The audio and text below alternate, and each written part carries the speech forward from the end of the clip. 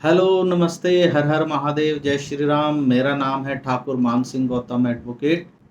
मेरा प्रयास हमेशा यह रहा है कि मैं एलएलबी के स्टूडेंट्स को और आम जन को कानून की जानकारी उपलब्ध कराऊं। तो आज का हमारा विषय है हिंदू विवाह अधिनियम।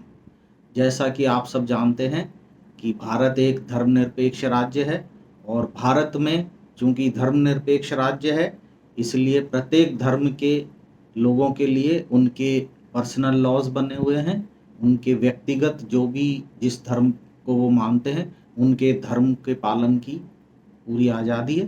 तो हिंदुओं के लिए उनके अलग लॉ बने हुए हैं, मुस्लिमों के अलग लॉ हैं, क्रिश्चियंस के लिए अलग हैं और पारसियों के लिए अलग लॉ हैं। इस प्रकार से अगर कोई मुस्लिम है, अपने मुस्लिम धर्म के अनुसार से निकाह करता है, क्रिश्चियंस हैं वो मैरिज करते हैं अपने धर्म के हिसाब से, और हिंदुओं के विवाह को शासित करने के लिए हिंदू विवाह अधिनियम 1955 बनाया गया था, जो कि हिंदुओं के मध्य विवाह करने के लिए बनाया गया था। तो अब सवाल ये उठता है कि हिंदू कौन है। तो हिंदू विवाह अधिनियम की धारा 2 के अनुसार हिंदू धर्म मानने वाला, वो चाहे वीर शैव हो, लिंगायत हो, जो सनातन धर्म का व्यक्ति हो, ब्रह्म समाज का हो, प्रार्थना समाज का हो, या जो हिंदू धर्म को मानता हो और हिंदू धर्म से शासित होता हो, वह हिंदू होगा और उसके ऊपर ये हिंदू धर्म जो है उसका कानून हिंदू विवाह अधिनियम लागू माना जाएगा। इसके अंतर्गत ऐसे व्यक्ति जो धर्मतः जैन हो, बौद्ध हो या सिख हो, उनको भी हिंदू माना जाएगा। यानी समाज में अगर ये गलत धारणा है कि सिख, बौद्ध या जैन हिंदू से अलग है, तो नहीं। हिंदू विवाह अधिनियम 1955 की धारा 2 के अनुसार ये सब हिंदू में शामिल माने जाते हैं। तो विवाह से संबंधित जो भी कानून है इनके ऊपर भी लागू माने जाएंगे। अच्छा, किन पर लागू नहीं माने जाएंगे? अगर कोई मुस्लिम है तो उस पर लागू नहीं माना जाएगा। यदि कोई क्रिश्चियन है या पारसी है तो उस पर नहीं माना जाएगा। प्रश्न ये उठता है कि अगर किसी हिंदू और बौद्ध या हिंदू, सिख, हिंदू या जैन, तो इनके मध्य अगर विवाह हो जाए तो भी उनकी संतानों पे और उन पे हिंदू विवाह ही लागू होगा। संतान है धर्मज या अधर्मज, यानी कि लेजिटिमेट या इलेजिटिमेट, तो उस पर भी हिंदू विवाह लागू माना। तो इस प्रकार से स्पष्ट है कि सनातन धर्मी हिंदू में कौन कौन शामिल है और इनके मध्य जो भी कोई संतान भी उत्पन्न होगी तो वो हिंदू धर्म से शासित मानी जाएगी। हिंदू विवाह की शर्तें, यानी एक हिंदू विवाह होने के लिए क्या शर्तें होनी चाहिए। तो हिंदू विवाह जो है होने के लिए हिंदू विवाह अधिनियम की धारा 5 में हिंदू विवाह की शर्तों का उल्लेख किया गया है। हिंदू विवाह की जो धारा 5 है उसमें उल्लिखित है कि 2 हिंदुओं के बीच विवाह अनुष्ठापित किया जा सकेगा यदि निम्नलिखित शर्तें पूरी हो जाए। तो पहली शर्त है कि विवाह के समय दोनों पक्षकारों में से ना तो वर और वर की कोई जीवित पत्नी ना हो और ना ही वधु का कोई जीवित पति हो। इसका अर्थ यह है अगर उनके जो वर है या वधु है दोनों के जीवित कोई जीवन साथी नहीं होना चाहिए। अगर कभी उनका पूर्व में विवाह हुआ भी हो तो फिर वो सक्षम न्यायालय से उनका विवाह विच्छेद हो गया होना चाहिए, तभी वो विवाह कर सकते हैं। अगर कोई डाइवोर्सी कोई है तो उसको पहले सक्षम न्यायालय की डिक्री लेना आवश्यक है। तो विवाह के समय वर की कोई जीवित पत्नी नहीं होनी चाहिए। कोई पत्नी है तो उसका विवाह के समय कोई जीवित पति नहीं होना चाहिए। तो ये है। और दूसरा ये है विवाह की शर्तों में कि भाई विवाह के समय चित्त विकृत होने के परिणाम स्वरूप विधि मान्य सम्मति देने से दोनों में से कोई भी असमर्थ ना हो। उन्हें कोई उन्मत्तता के यानी कि उन्मत्तता यानी पागलपन के दौरे न पड़ते हों। पूर्व में इसमें मिर्गी का भी एक बीमारी का शामिल था, परंतु मिर्गी की बीमारी जो है वो हटा दी गई है। अब केवल पागलपन के दौरे अगर पड़ते हों तो वो विवाह नहीं माना जाएगा। इसमें तीसरी एक शर्त ये है कि विवाह के समय वर की आयु 21 वर्ष की पूरी हो गई होनी चाहिए और वधु की आयु 18 वर्ष की हो गई होनी चाहिए।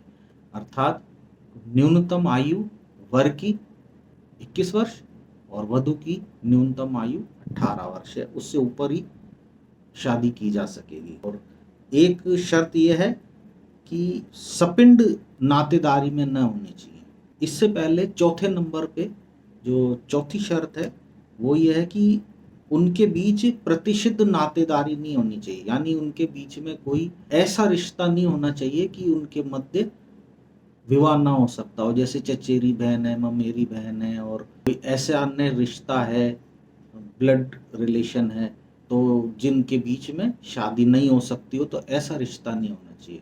अच्छा, यहाँ ध्यान देने योग्य बात है कि अगर रूढ़ी उनकी जो है, उनकी समाज की रूढ़ी उसे अनुज्ञात करती है, जैसे महाराष्ट्र के कुछ स्थानों में मामा भांजी से विवाह कर सकता है या कई स्थानों पर ममेरी बहन से विवाह अनुज्ञात हो जाता है, तो अगर उनके प्राचीन परंपरा कोई रूढ़ी ऐसी प्रथा ऐसी चली आ रही है तो वो कर सकते हैं, अन्यथा सामान्य परिस्थिति में प्रतिशिद्ध नातेदारी में विवाह नहीं होता है। पांचवी शर्त जो है विवाह की वो ये है कि दोनों के मध्य सपिंड नातेदारी नहीं होनी चाहिए। अच्छा, सपिंड नातेदारी क्या है कि पिता की तरफ से तो 5 पीढ़ी, जिसमें वो भी शामिल है, का कोई रिलेशन नहीं होना चाहिए और माता की तरफ से 3 पीढ़ी तक का कोई रिलेशन नहीं होना चाहिए। जैसे पंडित जी हमारे हिंदुओं में बोलते हैं ना कि सपिंड नातेदारी, जब पिंड जिनको श्राद्ध में जाता है तो जिनका पिंड अगर लगता है तो सरल शब्दों में कहें तो वो वाली नातेदारी दोनों के मध्य नहीं होनी चाहिए, तो उनके मध्य विवाह हो जाता है। यहाँ पर 5 शर्तें विवाह की होती हैं तो ही वो विवाह हो जाता है। इसमें एक चीज और है कि अगर जो भी धारा 5 के खंड 1, 4 और 5 की शर्तों का अगर उल्लंघन कर दिया, एक है यानी कि अगर विवाह के समय वर की कोई वधु जीवित हो या वधु का कोई वर जीवित हो तो वो शून्य विवाह हो जाएगा। यदि उनके मध्य कोई प्रतिशिद्ध नातेदारी है और उन्होंने विवाह कर लिया तो वो विवाह शून्य माना जाएगा। और इसी प्रकार सपिंड अगर नातेदारी है दोनों के मध्य तो वो भी विवाह हुआ नहीं माना जाएगा और वो शून्य विवाह माना जाएगा 1, 4 और 5 में। और अगर 2 और 3 शर्तों का उल्लंघन है तो वो शून्य करणीय विवाह हो जाएगा। यानी कि शून्य करणीय का अर्थ यह है कि विवाह के दोनों पक्षकार में से कोई भी जो उस विवाह से सहमत नहीं है तो वो उसको शून्य घोषित करवा सकता है। इसमें कुछ शर्तें इस प्रकार से है। शून्य विवाह का तो है धारा हिंदू विवाह अधिनियम की धारा 11 में उल्लेख है और शून्य करणीय विवाह का जो है हिंदू विवाह अधिनियम 1955 की धारा 12 में उल्लेख किया गया है। शून्य विवाह यानी वॉइड मैरिज और शून्य करणीय विवाह यानी वॉइडेबल मैरिज।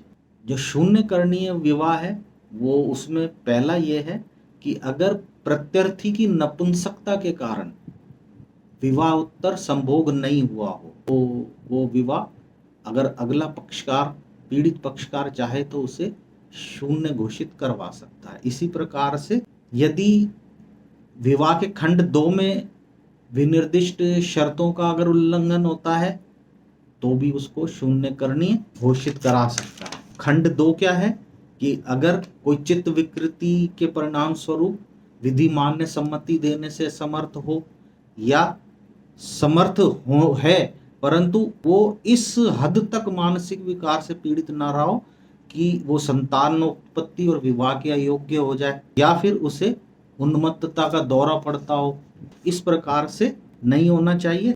विवाह के समय अर्जीदार से भिन्न व्यक्ति से अगर प्रत्यर्थी गर्भवती थी तो भी वो शून्य करणीय विवाह हो जाता है। ये शून्य करणीय जैसे अगर प्रत्यर्थी गर्भवती है इस तथ्य का पता चल गया है प्रार्थी को। तो और उसके बाद उसने अगर प्रत्यर्थी से सहमति से पत्नी की तरह उसको रख लिया साथ में और 1 वर्ष की अवधि बीत गई तो भी वो उसको अर्जी को नहीं लगा सकता है। और यदि उसने इस दौरान पता चलने के बाद उसके साथ शारीरिक संबंध कायम कर लिए तो भी फिर वो इस अर्जी को लगाने के अयोग्य हो जाता। शून्य करनी में लिमिटेशन है, शून्य करनी है विवाह की, वो 1 वर्ष है कि जैसे अगर कोई छल कपट से कोई क्रूशियल कोई ऐसा फैक्ट छिपा के अगर शादी की गई है, विवाह किया गया है, तो और वो पता चलने के 1 वर्ष के भीतर अगर एप्लीकेशन नहीं लगाई तो फिर उसका लाभ नहीं मिलेगा। वो 1 वर्ष की अवधि के अंदर ही ये अर्जी अगर लगाई जाएगी तो ही उसका लाभ मिलेगा। अगर उस अवधि के दौरान शारीरिक संबंध बना लिए या पत्नी की तरह या पति की तरह अगर व्यवहार रख लिया तो भी वो उसका लाभ नहीं मिलेगा। इस प्रकार से लिमिटेशन है। विवाह की जो शर्तें हैं वो इस प्रकार से थी। विवाह कब शून्य है, कब शून्य करणीय है, वो मैंने आपको बताया। अब अगले वीडियो में मैं आपको विवाह विच्छेद के बारे में बताऊंगा। विवाह विच्छेद शब्द एक गढ़ा गया शब्द है।